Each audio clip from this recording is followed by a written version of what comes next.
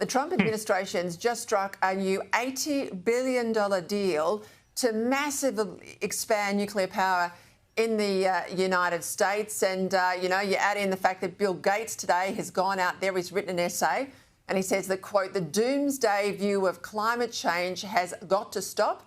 He says we've got to stop focusing too much on near-term emissions goals.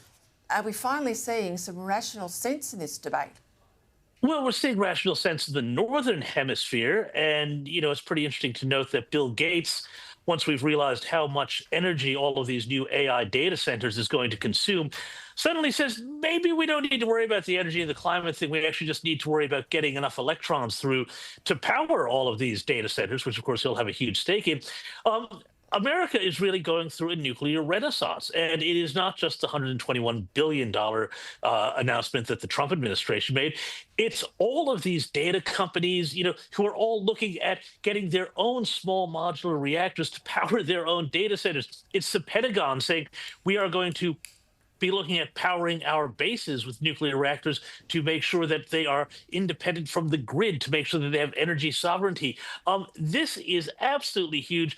And we see how America is really on the cusp, and we're already seeing it now, of pulling well ahead of America in terms of, wealth and prosperity and technology. And Australia, I really hate to say this, is being left terribly behind by what you say quite rightly is pigheadedness on the part of Chris Bowen, but also Labor, and frankly, a lot of people on the coalition side as well. It's that time of year, Caroline. The Australian Research Council releases some of their grants for the new 2026 year. As always, I think we're scratching our heads because this is such an abject waste of taxpayers' money. Yes, there are some good ones to medical and scientific research. I pay credit to that, but one of the grants is to reimagine public toilets with, quote, with a focus on diverse socio-values and cultural needs. Almost $400,000 to look at how the ancient Greeks dealt with grief. You can buy a book at the bookshop and then buy one of the classics. It'll tell you everything you need to know. $300,000, this is a good one, $300,000 to write the first global history of hysterectomy.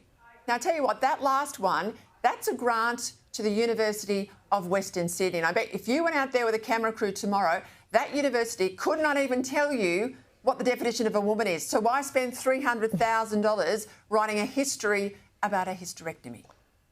You're so right, Peter. And it would be funny until we remind ourselves that this is our taxpayer money that they're paying for this ridiculous research with, and then it becomes very depressing and outrageous. A couple of the other ones worth pointing out, $580,000 to study how playing the drums can help the elderly, and the Australian National University, $350,000 again on women, studying women's handwriting. But this one really got my attention, $900,000 for the University of Sydney to examine discreteness bias, whatever that means, more academic jargon, something about sexuality, race and mental health. Maybe that university, though, should look at indiscreet bias, because some of their own academics have now shown themselves to be anti-Semites and they've got a real problem on campus. So I think that money could maybe be better spent there.